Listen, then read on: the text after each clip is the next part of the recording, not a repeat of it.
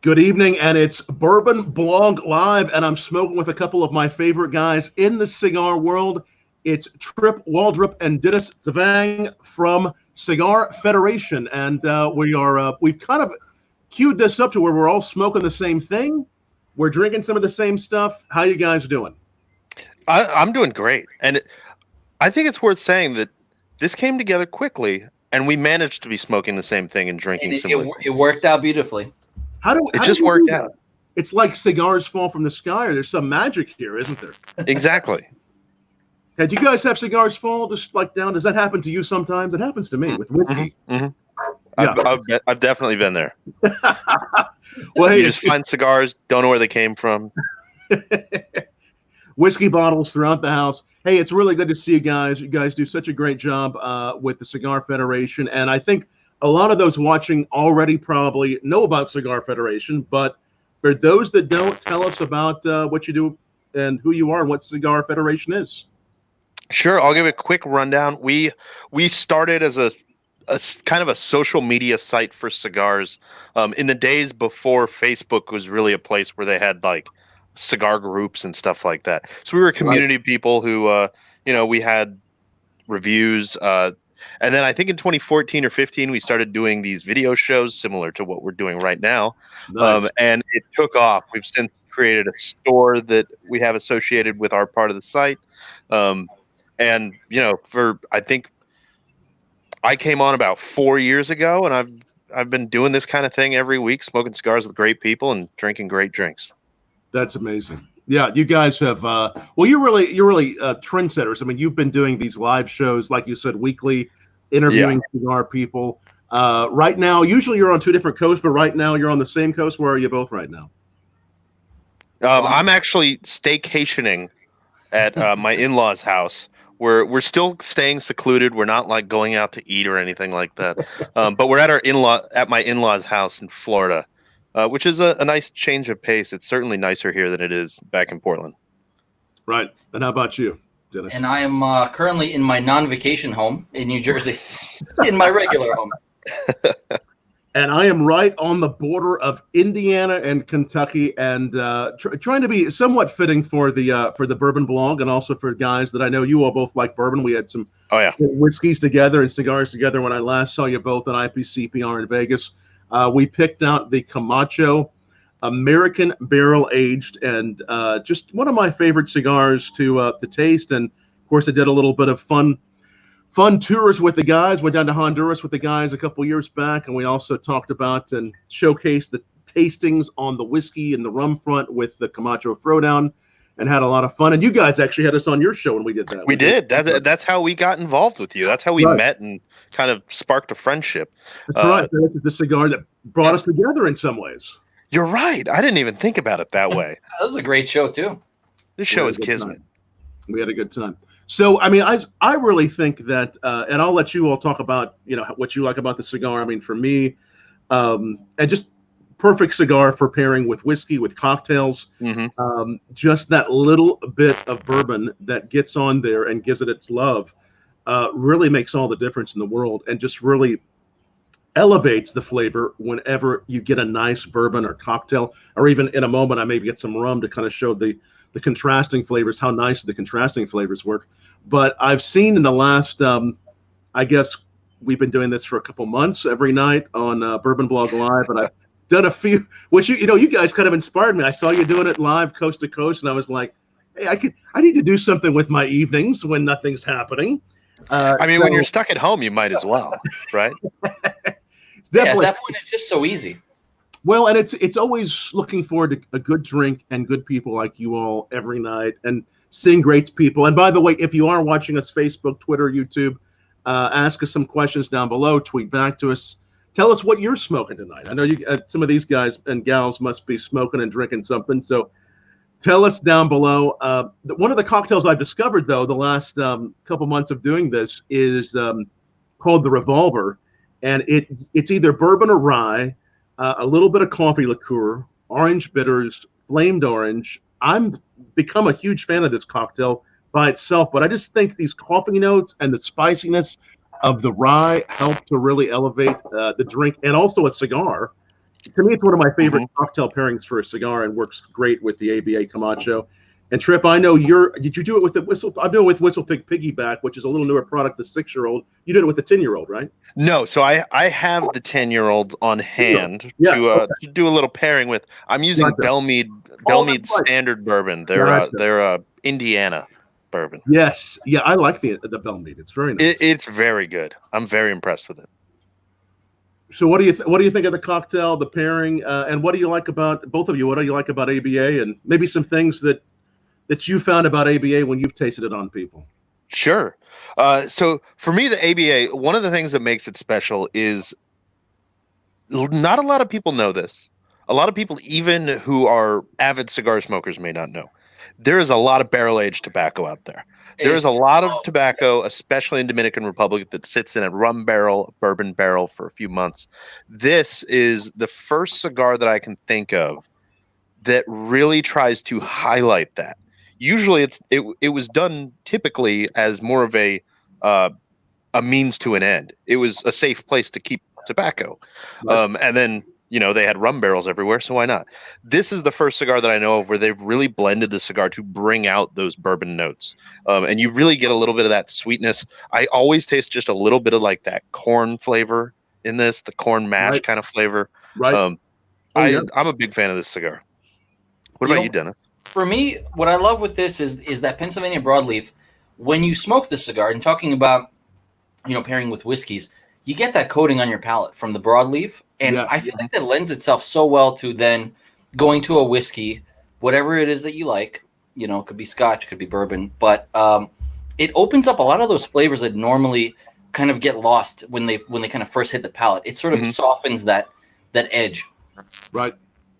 Yeah, it really does. I mean, it has it has that soft and that sweetness, but it also has that barrel, and together, to me, it's like what I like about a good bourbon. It has the earth, it has some of that fire, some of that char, but it also has the sweetness. So it sort of reflects everything I like about a good bourbon. Yeah, balance, exactly. Right? And even, especially when you put it with a spirit, there's this, like a little sweeter cocktail, there's this creaminess towards the end that comes out. Mm-hmm. Yeah, that you don't typically get unless you're pairing it. And I forgot to talk about the cocktail when you asked me about that. So the revolver, I'm very impressed with it. So I've never been someone to gravitate towards an old fashioned. I'll drink them, but the sweetness for me is the thing that usually for me clashes with my palate a little bit. Right. It's just kind of candy sweet, and this reminds me of a slightly just intensified and less sweet version of an old fashioned. Right. And with that coffee liqueur, you almost don't notice it. It adds that little bit of bitterness and depth, but you don't really taste coffee. Yes. Yeah, that bitterness that helps round it out. And it, all good cocktails are sort of based on a lot of old classic cocktails, and this is based in a large part, especially with that orange note and those orange bitters on the old fashioned. And it's just, to me, whether it's bourbon or rye you're using, to me, it just gives those great sweet notes. There's just something just very fun and uplifting about it, but also serious as well. It's, again, kind of like the balance of the cigar. It has the sweet, it has the earth. Everything's pretty well balanced tonight. Maybe we'll have to throw something out of balance just to see how that feels. I think so. Well, I've got a bottle of 95% rye sitting next to me, so maybe we can talk about that later. Now, what do you show us which rye you have there? So I'm currently drinking the Old Forester Prohibition, but I have this, which I've recently started exploring, and I love these guys. Putnam. Oh, yeah. Oh, wow. What a nice coincidence. We had and it's just the distiller. We had Rhonda. Oh, cool. Okay. Rhonda Coleman. Yes, I learning about the distillery. I found out that actually she was huge in the craft beer movement. Yes, we had her on about a month ago. I've always been a fan of what she does, and just a really amazing woman. Helped to co-found Sam Adams back in the day, and now she's making this rye. And have you had some of her other spirits too? Any? No, this is the first one for me. Yeah, the ryes are a great place to start. The rum she makes there at Boston Harbor Distillery is also incredible, and she's working on a few other ones. And a great gin. I think she does a barrel aged gin. Oh, that is my perfect gin. barrel-aged. We'll have to bring her on here. I don't know. She might be a cigar fan. We'll have to bring her on at some point and see if she's. That's a great idea. I would be surprised if she. Yeah, she probably is a cigar fan. Yeah, she's something else. But yeah, that rye whiskey. So the Old Forester Prohibition. That's the whiskey roast series you're doing there. Dennis, yes. That's the Old Forester one. Yeah. So I just wanted to show us again which one that is, just so we can. So Prohibition. There it is. 1920. Yes, the Prohibition style. That is beautiful. What's that doing to the cigar with what you're at 115 proof, there is a whole lot of bite to this. I would not call this a beginner's whiskey at all. Right. But you know what? With the cigar, what I mentioned earlier, the oil from the Pennsylvania broadleaf is smoothing out that edge, and it kind of leaves this really nice aftertaste, kind of that vanilla and almost like a toasted oak aftertaste, which is great. Excellent. Well, because you all do so much with in this world of cigars, I mean, obviously I enjoy some pairings and some cocktails, but what do you find really makes, whether it's the ABA or another cigar, how do you go about finding the right spirit, be it whiskey, rum, the right cocktail to pair with it? What are the things you all look for? Dennis, you want to go first this time? I always go first when we. Raise your hand. Who wants to go first? I will give you the. I'll give you the short and quick answer, and I'll give you the slightly longer answer. The short and quick answer. Let's be honest. We all love cigars. We love spirits, whether it's gin or something else or whiskey. The best way to figure it out is to go out and try it. You really don't know until you go out and you try. And the thing that helps is something a lot of people don't do. And even I'm pretty terrible about it, but I've been trying to push this a little bit more. Take notes. Take tasting notes. Even if you don't know what that flavor is, liken it to the closest thing you can think of and throw it in there. And it's amazing. When you come back to that and you look at those flavors from a while ago, you really start to piece together kind of what things work for you, what things don't work. Right. And similarly with cigars, it's the same thing. You have to try everything out there to kind of narrow it down. You keep a log of sorts, right? Exactly. Yeah. Mm-hmm. How about you? I do agree with that. Yeah. For me, it's I kind of agree with the just throw it against the wall and see what happens. Right. If I'm trying to plan out a pairing, I look for flavors that are not necessarily the primary flavor but work together. Right. Maybe a whiskey that's got a slight citrus note, and a cigar that, no matter how different from the whiskey it tastes, one's spicy, one is earthy, but each of them have a little citrus note. I find stuff like that when there's just one note that matches up, and the rest of the pairing is almost not complementary, but what do we call it, Dennis? We say this word every week. I suddenly lost it. I mean, contradicting. It is. It's contradicting in a way that sometimes that sounds bad when you tell that to somebody, but when you put it in perspective. What I find happens when you do that is you end up tasting flavors in the cigar and flavors in the whiskey that you do not taste otherwise. Unless maybe Tom might, because he's a whiskey sommelier, but those laymen of us may discover something in that whiskey that we're not used to tasting, which, that's the most exciting thing that I find with pairing, is when I find a cigar that makes the whiskey better and a whiskey that makes the cigar better, and they both work together like that. Agreed. Yeah, and contradicting is perfect. So the three types of, and there may be some that lie in between this that people have, but the three types of pairings we have are, accentuating, which elevate, complementary, which go side by side, and then the last is contrasting. Contrasting, that's the word I was looking for. Okay, or contradicting. I think the contradictory actually is another good term for it, because it allows us to remember what in the beginning the two would be at odds, but then as you bring them together, they actually work. And I think that within those three, that there are others in the middle that are both somewhat accentuating and somewhat contradictory or contrasting. So I think that maybe we should come up with names that are between those, because that'd be fun.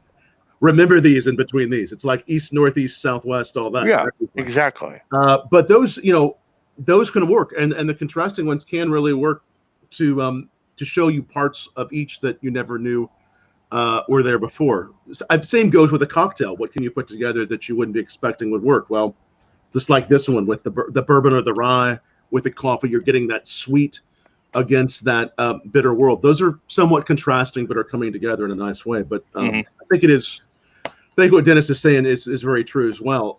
You just got to go out and try it, and hopefully that gives us a good excuse to try more things. I think that, hey, we just got to try something else. So let's try another one at 7 o'clock tonight. Right? That's exactly not only a good excuse, but a good way to do it. What have you guys? So obviously, since the shutdown, since COVID, have you seen a rise in what people are talking about as far as trying new cigars, since more of them are at home? What kind of trends are you noticing? One trend that I've noticed that I've actually done myself is there's a lot of guys out there who have a ton of cigars. Right. And when you have a lot of cigars, a lot of times you find yourself going back to the same cigars, right. Week in, week out. You got that, whatever that Tuesday ABA that you're smoking every Tuesday afternoon or whatever it is, whatever your rotation looks like. And a lot of people have been digging through their humidors to try to figure out what do I have that I just don't think about. It's not in my rotation. It's not something that I smoke frequently. I just get back to it. I just keep pushing it to the back of the humidor. I see a lot of people doing that. What about you, Denis? For me, cigar-wise, I'm more or less the same. I kind of stick my hand in the humidor and pick out whatever comes out of there for the most part. It's not often that I sit down unless we're doing a show and really say, okay, today I'm going to smoke this, or I have a lineup of, these cigars. I don't really do that very often, but the thing that I've been doing with whiskey is I've been a lot more adventurous in sampling whiskey in under different circumstances, whether that's with a meal, a cigar, even sometimes mixing whiskey with strange other beverages. And I've been known to mix Lafroig with some funky beers just to see what happens. So I've been doing a lot more of that, and that kind of exploring the palette, and also exploring different labels that I have around the house in my collection. Yeah, I think that from what I'm gathering, and I think those are great observations from both of you. I'm seeing people digging into some things that they thought they might save for. That's the other side of the coin that I was talking about. Because they, when this whole thing first started, they were like, not exactly the end of the world, but we better, bust out that rare bottle of whatever, or maybe that rare cigar too. Is that smoke them while you got them? Right. There's been a certain realization that hey, this could all go away. We better smoke this or drink it, or even better, put them together and enjoy it while we can. So, but yeah, definitely a lot more I would say day drinking, maybe day sipping, trying new things during the day, trying some cocktails, maybe even experiment with some coffees. Maybe I've been experimenting with some brunch cocktails and some coffees too. So I like a brunch cocktail. A little boozy coffee. One that we found that we really like is coffee with a little rye whiskey. I know you guys like the ryes. Coffee, little rye whiskey, a little Amaro, simple syrup. Forgetting what the rest. I'm gonna have to look it up and tell you, because that sounds delightful though. And some nice cream. Yeah, it's really nice. So whiskeys, I got a rum over here. I'm gonna break out in a moment. But you were mentioning, I think you said, Denis, was it you that said gin? I mean, can gin? We're both. Tripp and I are both massive fans of gin. Can they work with a cigar? The right gin or the right gin cocktail? What do you think? I think a gin is almost always going to be. I mean, I've never had a gin that's not a contrasting pairing. Right. Where, typically a gin is going to work better whether it's in a cocktail or I drink a lot of gin and tonics, especially when I'm here with my father-in-law. They work more as a palate cleanser, I find, than as a pairing. Which, there's a place for that. Right. Yeah, absolutely. And even something something like a barreled gin still is pretty contrasting in that way. Despite it being, in that sense, pretty close to a lot of whiskeys in sort of that body, except that barrel body. That's really nice. Absolutely, yeah, and some of those barrel-aged gins could probably really work nicely, or the right cocktail that would elevate it the right way. Well, one that comes to mind and I would probably reach for a Boulevardier in a lot of cases with a cigar before a Negroni. But I do think that the original, the Negroni, with that sweet vermouth with a Campari or an Amaro would absolutely elevate the right cigar. Maybe even a lighter body cigar, it could work. So that's good, though. I mean, maybe we can. I think maybe the thing to search for, and maybe you all have done an article or a show about. You said you done some contrasting comparisons, which were like wow, we would have never thought this. You've done some of those. So we try to do that. I try to do that at least once every few weeks. I try to go with a pairing that I absolutely don't think is going to work, and then it does. And every once in a while it works. Sometimes it's terrible, but every once in a while it's great. One of the ones that we discovered was any kind of smoked tobacco, whether that's like the Drew Estate KFC or something more like the Italian Toscano. Yes. Cigars like that go so well with a very hoppy IPA. Wow. We thought for years that an IPA just could not pair with a cigar. Yeah. But that smoke really cuts through and kind of helps your palate recover somehow from like the bite of the sharpness of the hops. So we found a lot of weird pairings like that actually work. I actually did do years ago I barrel aged my own Negroni. Oh, nice. And that actually worked really well because the barrel aging softens all those bitter, sharp edges of the Negroni, which is kind of what makes the Negroni great. But it's almost a different animal when it's barrel aged. Yes. Oh yeah. Yeah. We just recently talked about this too. Tripp and I mentioned fat washing, and I've been trying to explore fat washing gin at home, which is such a weird. It's just a strange thing to do, right? And I think Scotch is going to be in there, and maybe a bourbon will be in there at some point. Right. I just want to explore and see kind of what it does and how it works in a cocktail. I think it could work incredibly well there, and I understand a little the fat washing. We have a mixologist named Stephen Dennison that's from Louisville that created some really good cocktails with. I think he used some sort of fat washing with a Snickers bar or something a couple of years ago. Wow. I'll have to look it up because it was really good, and he made some for me. But that barrel aged Negroni that would be fun to try. And also, you mentioned two brands I really like. I really like the Toscano. I noticed they were on your show not too long ago, right? Yeah, 3 weeks ago, I think. 2 weeks ago. Couple weeks, yeah. Toscano guys, really unique cigar there, and quite a history, and really enjoy those guys a lot. Was it Michael you had? Michael? Yeah, Mike Cappellini. Mike Cappellini, and I also really like the Kentucky Fire Cured, and we actually just tried. I had Matty Ronk on the other night from Drew Estate, and we tried the Van Winkle Family Reserve with a little of that. Which actually melds this cigar, the barrel aging with the fire cure. Yes, and that was really a trip. I pulled out some 15-year-old Whistle Pig and a couple of other fairly rare older bourbons to didn't have any Pappy close by, but I had a Pappy cigar. I love the Pappy cigar. I really thought that was good too. So, but no, I think that's I will have to try one of those with an IPA to see what that does. I think that would be really fun to try. And both sticks I really enjoy. Do you guys enjoy the flavored Toscanos? Do you like them all? You have a favorite of those Toscanos?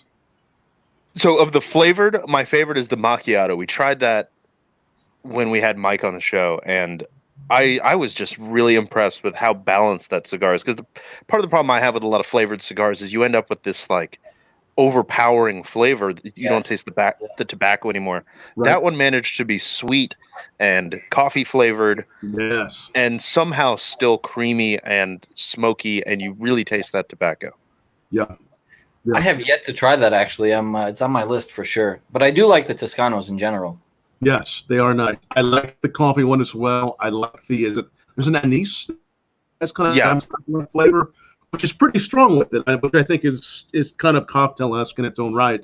But that coffee one is nice. It's an interesting collection. It really is. Yeah, that's cool. So, anything new that's been released in the cigar world since the last month or two, since all this has been happening? Has there been anything that we Let me fairly new, or try to think. new releases coming after? Are they kind of waiting off on releases till after this? A lot. Well, so that's what's the cigar industry as a whole is in a very strange time right now. Everybody is, because this is, the times we're going through right now are unprecedented. Right. But the cigar industry in particular has had you've been to the IPCPR, now called the PCA. They announced on Thursday that it's not happening this year, which isn't a big surprise.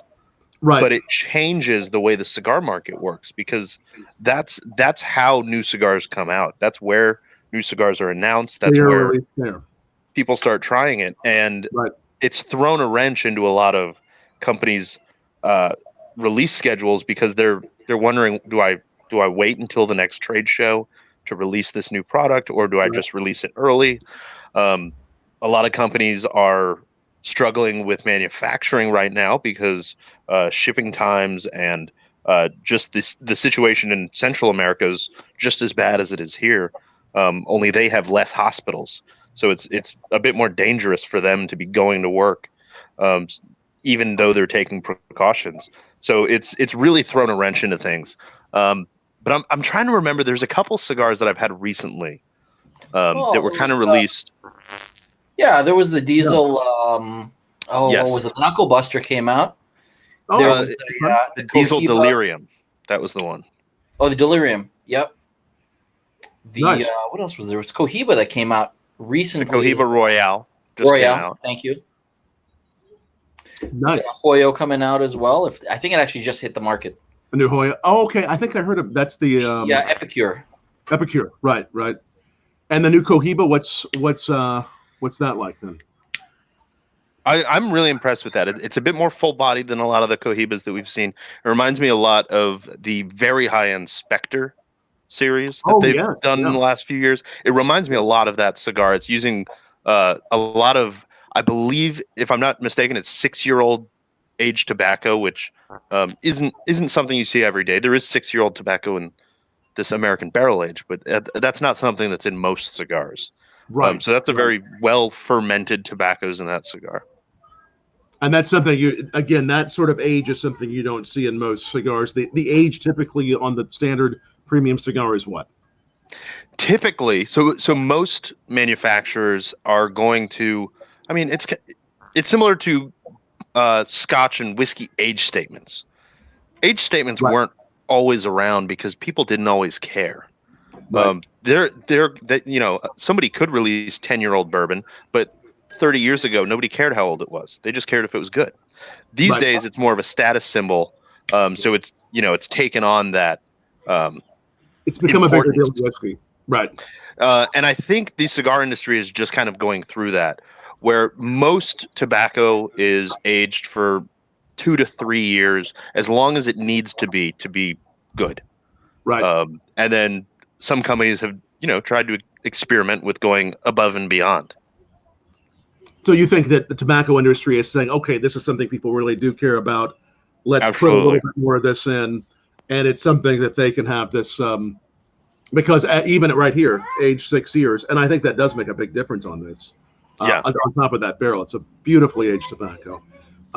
What's out there that's like the longest age? I mean, if you looked at that's consistently available, oldest age in the market that you guys like. Oh, I don't know. That's a good question. Huh. That's a very good question. I don't know that there's. I'm trying to think of the really, really old stuff. The only one that I can think of off the top of my head, which a lot of people may find controversial, is the Gurkha Cellar series. They have, I think, a 10, 12, and I think it goes up to 15 or 18-year aged tobaccos. Wow. So what makes it, is the controversial nature because of how old it is, or because of what? It's more because of the reputation that Gurkha has in some circles. Okay.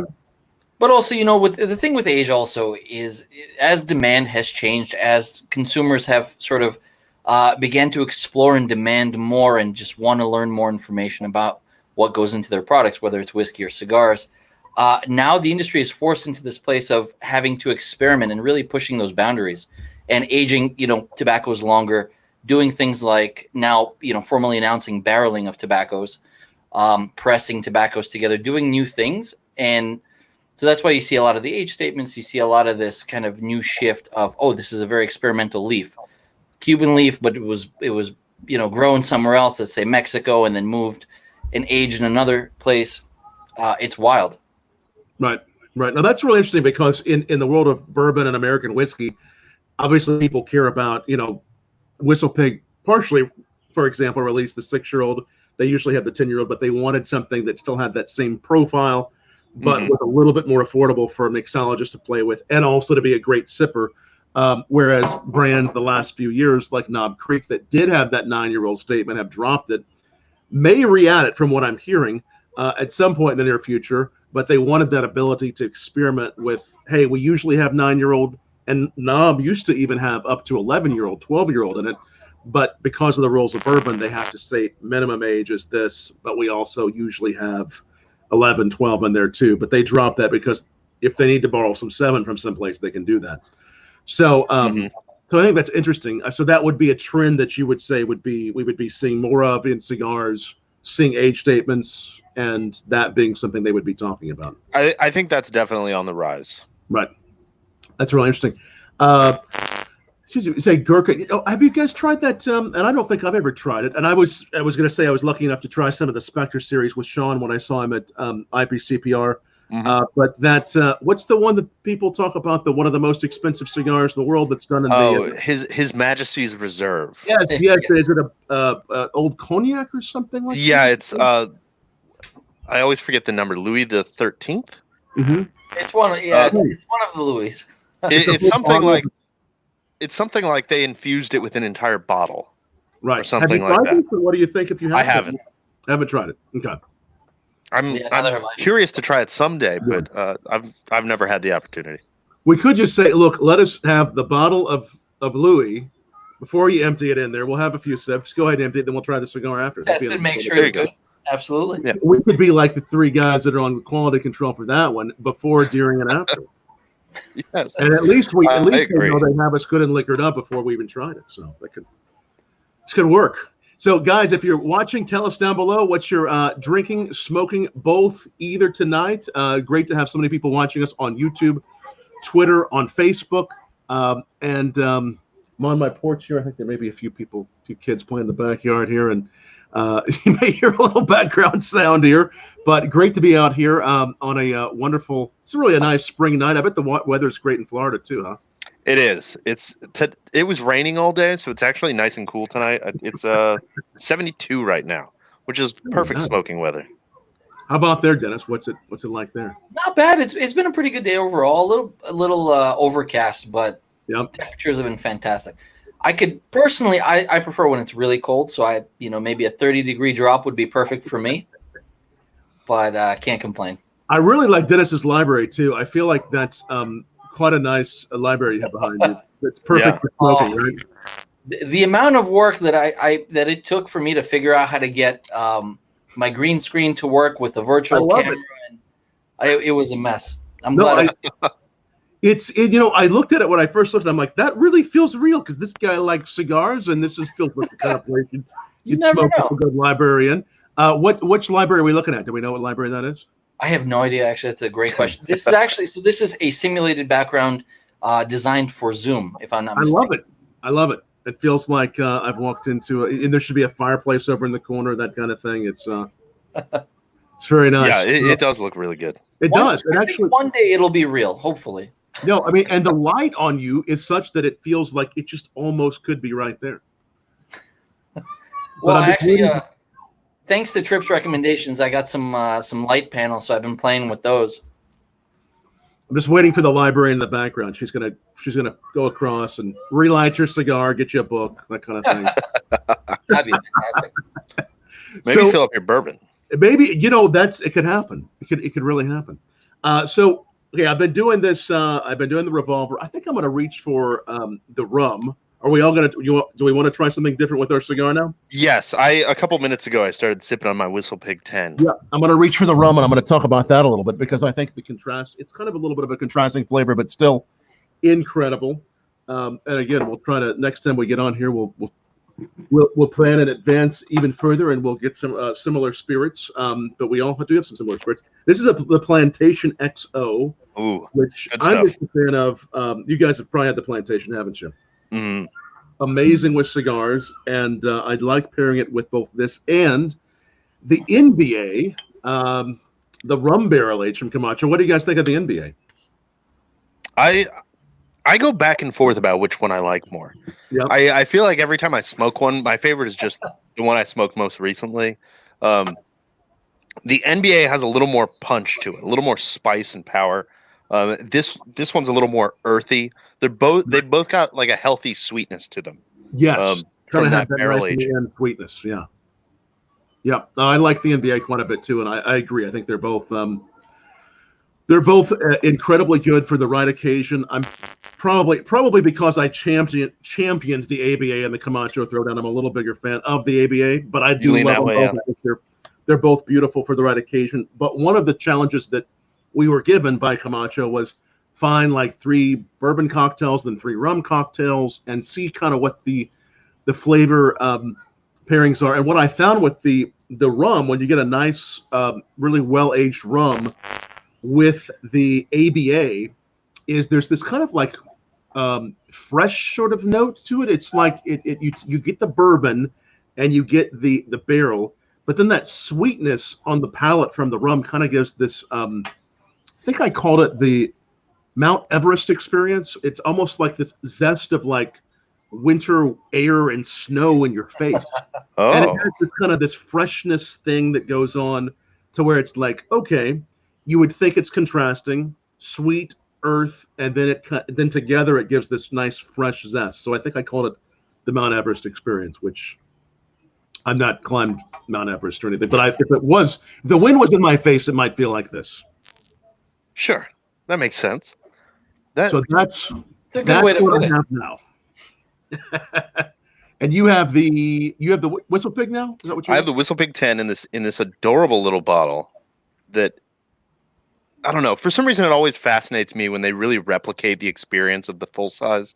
Like this is a 50 milliliter airplane bottle that's even got a cork. Oh, that's cool. They've legitimately, when you held it up to the camera at the beginning of the interview, actually you can't tell. I thought it was bigger. Actually, it looks like it's the same size. Yeah. They did a really good job with that. But the Whistle Pig really brings out the earth in the cigar. I'm getting a lot more of the earth, a little bit less of the sweetness. And then on the finish, I really get the, I don't know, kind of that dry note of just the spirit. Right. Of bourbon. Like I don't know, the dryness you get on your palate from taking a sip of bourbon. Kind of like that as wood, it dissipates. That barrel, sort of. Yeah. Yeah, exactly. A little bit more of the barrel wood, I guess. Nice. So it just that really elevates those little bits to it. That's cool. Yeah. Nice. And then you're trying what for your next? I'm trying to make sense of what flavors I'm getting out of this. They're kind of wild. So I've now switched to the Jefferson Ocean. Man. I almost bought a bottle of that this evening. I love the Ocean, which is phenomenal, and it opens up so many new elements of the cigar. But by itself, now that I've gone through about half of the cigar by itself, it has this really bright apple quality to it that's very refreshing and still, and maybe it's just a mental thing, but it has a brininess to it. Maybe it's just me, but I always find that with Brian. I always feel like it's partially my head, but I always find a little bit of that like almost Isla quality of like the ocean air. Yes. In that whiskey. No, you're absolutely right. And amazingly, Denis, it's like you guys are drinking some of my favorite stuff there. I'm a big fan of the Talmud, the Whistle Pig, the Ocean. That's one of my favorite bourbons of all time, the Jefferson's Ocean. In fact, coincidentally, Trey Zoller, co-founder, distiller, he and his dad got it started back in the day of Jefferson's Bourbon. Is going to be my guest tomorrow night. So oh, wow. The one that invented Ocean. He'll be my guest. So it's like, it's good cigar whiskey energy we're all having here. But that Ocean does have that salty flavor, even if you taste this on people in blind tastings. And I have featured that particular 15 and also a lot of voyages for the last 3 or 4 years on our Why Whiskey educational series. And people always say, even if I tell them try this, and I don't tell them it's ocean, usually characteristics of salt come back. So it's amazing. In fact, we do have someone right here, Carrie Bryson. Thanks for watching us on Facebook. That says that Jefferson's Ocean's incredible. Thank you, Carrie. It really is. It's so nice, and what a nice thing to do with a cigar. I think that's a great idea for this, and so it's bringing out some things in that cigar. Oh, it's fantastic. This really beautiful. Tripp mentioned the earth, and for me, it's this. As Tripp also mentioned, the dry wood, but it's this really kind of sandy quality to the smoke that's coming out. Now it's still creamy, but it's now almost more textured in that way. Right. No, that's splendid. The most recent voyage, I believe, 19 or so. One of the most recent voyages they did a wheated recipe on, and that wheated recipe kind of brought forward the more of those soft notes. And people said, hey, it has that salted caramel chocolate thing going on, which I think it really does. They also recently did a cask strength, and the cask strength is very nice as well. Just it's that same ocean, but it's just that bigger proof. But the 15 is actually an exceptional voyage, and there's really no bad ones. They're all really good. I'm also quite a fan of. Now you got me down that Jefferson's trail. I'm a big fan of their Prichard Hill, which is a Cabernet barrel that ages or that finishes the bourbon from California.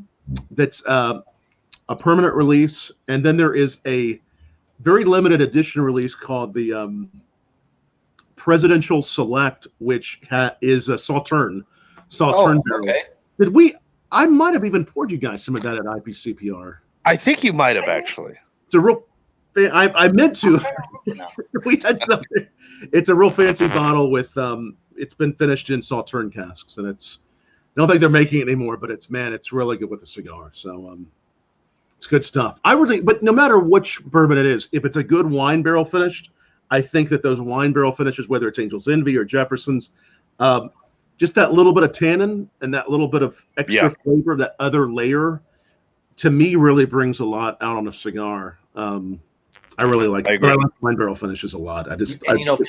Of course, we always talk about sherry as well, and sherry finish. Whether it's an American whiskey, whether it's a Scotch, it just does something so different and exciting to the whiskey, the body of it. Yes. Oh, absolutely. And then, I think the really classic old school thing was have a port with a cigar. Do you still see a number of people in this era that are doing that still? I mean, what's your... Not a lot. Port is surprisingly, I was going to say hard to find. It's not as hard to find as it was a few years ago. It's kind of become more available in the last 3 or 4 years. But you don't see a lot of people drinking it with cigars these days. Yeah, I still think it pairs well, though. Oh yeah, I think that like almost grainy sweetness works really well with a lot of cigars. Right. I'm trying to remember, what did we do when we did the we did it the last time we all did a tasting together? Did we do some bourbon? We had the lip service. That's right. Yes, yes, we had lip service and peerless. Peerless lip service. That's what it was. Something else as well. Yeah, we did the lip service, which was the rye finished in the used, and again that goes back to the wine thing. The used. Are they Grenache barrels? Grenache barrels. Thank you. That's from California. The rye whiskey, used Grenache barrels from France. We did the lip service, and then we did, I think, either the peerless rye or bourbon, and those were incredible pairings, I thought, as well too.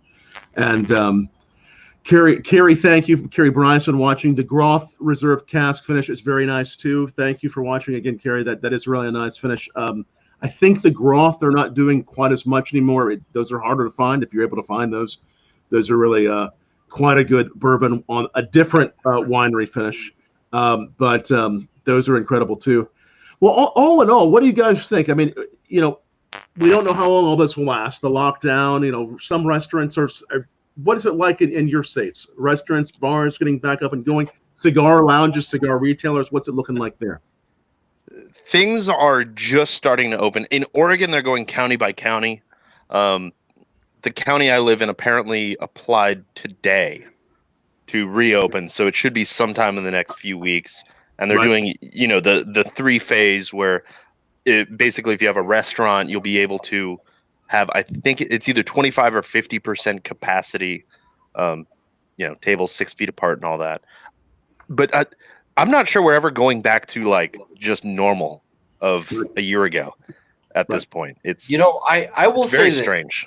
and it's kind of a long story for me being up north in Jersey and kind of the New York metro area. It's been a little bit wild. The one thing I'll say from all this stuff that's been happening, the quarantine, that I hope stays after the quarantine is over and we try to get back to normal life, is this delivery or pickup of cocktails. Yes, cocktails. I want to see more of that. I think it's phenomenal. Being able to put an order in from your favorite bar and not really have to deal with crowding and trying to make a reservation and still being able to enjoy kind of those cocktails from your favorite bartender or your favorite bar. That's fantastic. And honestly, in a sense, right, it promotes you being able to go pick some stuff up and go to your friend's house, go to a party, host at your house and not have to make those cocktails and still celebrate a local business in that way and support. I agree completely, Dennis. And those cocktails to go from restaurants, bars, distilleries, selling kits where you can buy the bottle plus maybe the blended Bloody Mary ahead of time, whatever it might be. I think it's great, and I hope it gets us closer to more and more laws that have been opening up, that have been on the books since post Prohibition. I hope we'll see laws relaxed on the shipping of alcohol. Because I really hope so, because that's very painful. I know for smaller distilleries that don't have the capital to get distribution in all 50 states, but they could, if it were legal, they'd be able to ship to all 50 states. Right. No, it would be so nice to see that happen. Really allowing laws to relax and allowing consumers to be able to make those choices who are of legal age wisely and to be able to order those things. I think there's a chance that might come out of this as well. It's possible that the more things can be relaxed. Obviously, we would have never wanted the coronavirus to happen to make that happen, but I do hope some of these things will stay on the books. Do you see as well? And unfortunately, and again, sorry to hear about.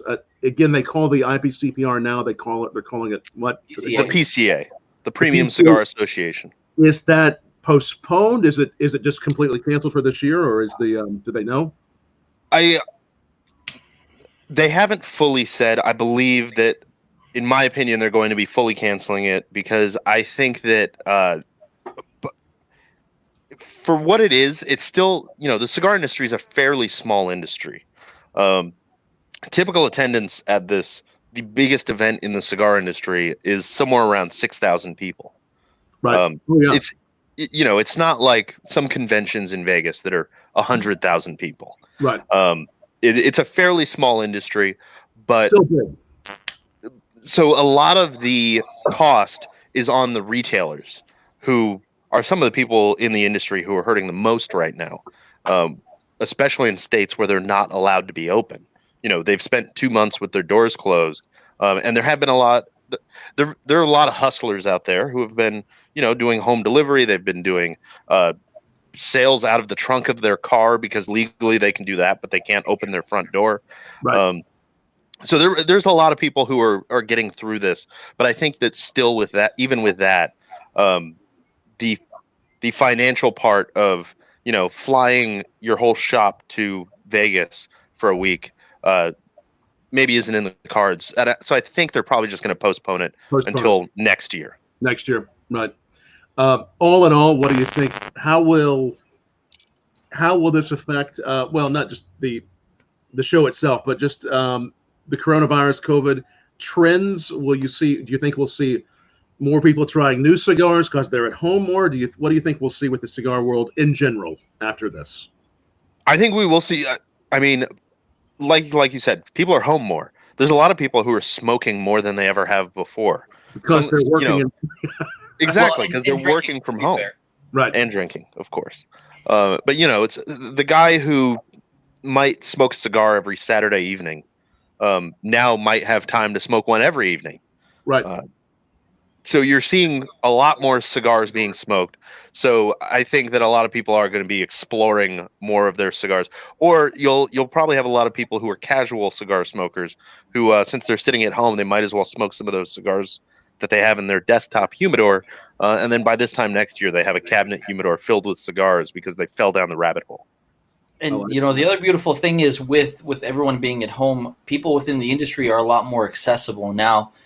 Leaders within the industry, manufacturers and retailers are available to do video calls and to do group chats and have these virtual events where, as a consumer, I may not know a lot about a cigar and I can join this chat and have a chance to even, meet someone who's a manufacturer and talk to them and ask questions, where in the past, you'd have to travel somewhere, like to a PCA or to a regional event locally somewhere. Right. And that's I think so important. And as Tripp mentioned, people are going to be, as you both mentioned, people are going to be trying cigars more. And as you do try cigars more, a good place to go to find those, store.cigarfederation.com. Great selection. A lot of always new options you guys are curating, right? Yeah, the folks at the store, they're very big on new cigars. If there's a new boutique cigar coming out, they're probably going to have it, at least for a couple of weeks, because that's kind of how boutique cigars work. Yeah, as the batches come out, they sell out. So check out store.cigarfederation.com and find something you like. I'm sure they got something over there that you'll love. I saw on the front page something about a Mexican hot chocolate one. Have you guys tried that one? I have, yes. What's it like? Pretty good. It's hard when you get into a cigar or a whiskey or anything that has a particular name like that, right? It's hard not to be influenced by the name. So of course, the first thing I thought of was, oh man, this is chocolatey. It's got a little spice and funk to it. I really like that cigar a lot. And I think I haven't actually tried it yet. I may have to order some of these. I think I like Mexican hot chocolate. I think it kind of is fun. It's not overly sweet. It has a little bit of sweetness. So I believe for that one, which actually it does kind of work. I believe that's kind of a play on a cigar they did called the hot chocolate. Gotcha. And then now they've switched it to a Mexican wrapper, which coincidentally typically adds some earth and some spice. So I think it is going to be, a little chocolatey, a little spicy.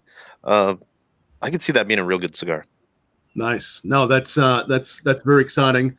And if people want to find your all's podcast, I got the store up there. Is there a landing page for your all's podcast that they can check us out on Facebook at Cigar Federation. I think it's just facebook.com/Cigar Federation. Just look at Cigar Federation on. But you can just search for us. Go to Facebook, type us in the top. We're on twice a week, just about every week, and we have our pairing show, which is a lot like what we're doing now, where we just hang out and drink and smoke and talk about what we're pairing and how it works. And then we also, of course, interview people who are interesting in the cigar industry. Oh, absolutely! You guys you're the best in the business. You guys do a great job just showcasing a lot of fun people. It's relaxed. It's fun just to see who you talk to. Who's coming up on your show? Do you know who your next guest will be? We had kind of a wrench thrown in things a couple weeks ago, but sometime in the next few weeks we should have. I'm blanking on the name right now. The Denis. I don't even remember. Manueli Noah, the master blender for La Aurora Cigars. Nice. We had him on the schedule, and some things happened, and we had to reschedule. But he will be coming up in the coming weeks. Cool. No, that's great to hear. Question. It never got. Someone is asking. Well, again, Carrie's really enjoying this, and we appreciate it, Carrie. I smoke cigars and drink plenty of bourbon, but I've never gotten into pairing. What cigar do you recommend starting with when it comes to the pairing? Where would you start if you were just saying, "Hey, I'm new to pairings"? What would you do? I typically recommend people to look for a mild cigar, but I don't usually recommend a Connecticut cigar. So a lot of people will say that, it was an old adage and it kind of has stuck around, even though things have changed. It used to be the lighter the wrapper, the lighter the cigar, which isn't necessarily true. There are a lot of dark wrapper cigars that have a much lighter profile. But I wouldn't recommend those Connecticut shade kind of really light cigars because they don't typically pair very well with bourbon. Typically, you're going to overpower them. Right. So I would try to go with something just a little bit more in the medium category with maybe a Habano wrapper or a sun-grown wrapper. One that comes to mind is the Arturo Fuente Chateau. It's very Okay. affordable, Oh, yes. sun-grown wrapper, and it has this sweetness that pairs really well with bourbon and pretty much any other kind of whiskey. I find, cigars with Dominican tobacco tend to work really well with, just like with rums, they work really well with bourbons. And to Tripp's point, also on the other end of the spectrum, don't necessarily go too hot and heavy, because you may end up finding that bourbon gets lost in that really intense flavor of a cigar. It's just all about the right balance or the right thing you want to see happen. I would say pick a cigar that you already like, and then work around that. Find something that could really work. What was the one that you said again? The Fuente? Arturo Fuente, Chateau Fuente. Chateau Fuente. Cool. That's great. That'd be fun to be a fun one to play with. So that's one of your favorites for the value then, as far as the. Oh, absolutely. I think those are typically right around the $5 or $6 mark. They can be found almost anywhere. Pretty much. And they're just solid cigars. We've had this thing happen, and I'm sure you guys know this, in the whiskey world, where if a whiskey gets really popular and it's like, oh, it's really good for like a 10-year-old whiskey and it's now $30, then it ends up then costing later like $100. And like the liquor store will do that kind of markup. Mm-hmm. Does that happen in the cigar world too sometimes? Do you see that? Not the same, but man, you say that, all I think about when you say that is Weller Antique. Oh, yeah. Man, poor Weller Antique. They doubled the MSRP just to try to keep up with the price gouging, and it didn't help. No. And they still can't keep it on shelves. It's terrible. And for me, the Blantons, just the regular Blantons, is $199 in New Jersey. Right. Crazy. You may get lucky and find it for about $120, but that used to be what, a $40, $43 MSRP. It's rough. Yeah. That doesn't typically happen in the cigar world, because in general, cigars are either going to be unlimited production or, well, not necessarily unlimited, but almost seemingly unlimited production, or they're going to be a one run and they're gone. So with the one run and gone, a lot of times you'll see them on the secondary market for a lot more. The only cigar I can think of that happens with is the Fuente Opus X, because that one still, after 20 years, has this legend. This legendary status where no matter what, they fly off the shelves. Whether you charge triple for them, they still fly off the shelves. So if it's a limited edition, obviously it's going to be a little bit more expensive, or it just has that following. But if it's a good, solid one that they're going to make an unlimited number of, you don't see that kind of price gouging or anything like that. Yeah, exactly. It's it's something you see once in a while. When a cigar wins Cigar of the Year from Cigar Aficionado, sometimes that'll happen for a few months. It'll disappear for a while, Yeah, but you will have, you'll have the guys charging $25 for a $10 cigar. But for the most part, the cigar industry is pretty reasonable about it, where it's more a case of get it while you can. If you're the first guy there and you happen to buy them all, everybody else is going to be out of luck. But typically, you're not going to see store owners price gouging for stuff like that. That's a good difference to see. I mean, obviously, I understand it's in whiskey. Obviously, there is this reason of, well, it takes 10 years to age it, and I totally understand that while there are similarities on how they're made, the agriculture, the passion, there are some differences with how long they take to age. So the Fuente is one of them. A couple others that you think are the best value, as far as what you guys think right now are the best value for the money. Ooh, the best value. Oh, the La Aurora that we just recently smoked. The ADN? The Emerald. Well, ADN is phenomenal, but the Emerald, I think, is a great value. Nice. As well. Yeah, absolutely. It's always nice, especially during these times, to have a variety to select from. And of course, I do think that this Camacho ABA, I mean, this is such a unique flavor. There's nothing quite like it. I like to say, in whiskey, there's certain whiskeys, much like that Old Forester there, Denis, that come from Brown-Forman, or I think one of the most standout as far as flavor goes, Woodford. If somebody pours me a Woodford, I always know it's a Woodford or an Old Forester, something from Brown-Forman. But if somebody hands me the ABA and they were to take the label off of it, it has that distinct flavor to such a degree that I would not mistake it for anything else. Yeah, I agree. And there's some whiskeys and cigars both like that. For me, the ABA is definitely one of them. Of course, it could also be that I've had quite a few of them in my cigar and whiskey pairing career. That may be part of it too. Helps. But I think that it's very distinct, just like some of the whiskeys are. Well, guys, that's one of the things about cigars that's very similar to whiskey is if you drink a whiskey one time, you'll be able to form an opinion on it. But when you have the same whiskey every week, every night, whatever your style is, when you drink through a bottle or 5 bottles and you've been drinking that same whiskey for a long time, you learn to know it. Like you know it right off the bat as soon as it touches your lips. There's that familiarity on the palate. Yeah, exactly. And cigars are the same way. Yeah. Do you guys ever do that to each other? Like, can you guess which one this is, or do you do that? Actually, yes. We've done that a couple of times. We have a friend who has a similar show to ours where he mostly interviews people from the cigar industry, and he's had us on a few times where we each send a local beer and a mystery cigar, and then the game is the pairing works, but what do you think the cigar is? Right. It's a lot of fun. But between the two of you, who's won more? Definitely Denis. I get it wrong every time. And I think now we've done that. Was it twice or 3 times now? 3 times. 3 times. Yeah, it's always interesting and kind of.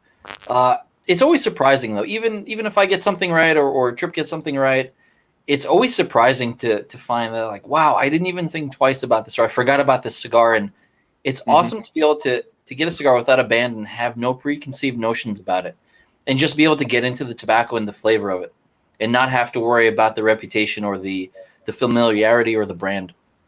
Wow. That's incredible. You guys, you do such a great job with your podcast, the store. We love everything the Cigar Federation does, and it's so much fun to talk with you tonight and to try a few sips of some great stuff, cocktails, whiskeys, rums, and we're going to get you guys back on at some point. I'd love to experiment a little bit more and try some other cocktails. And I think I may have been telling you, Tripp, that I tried this cocktail, and I got to post this because I'm dying to hear more about it. You teased it in your message. No, I'm going to tell you what's in it because I just brought it up on my phone here.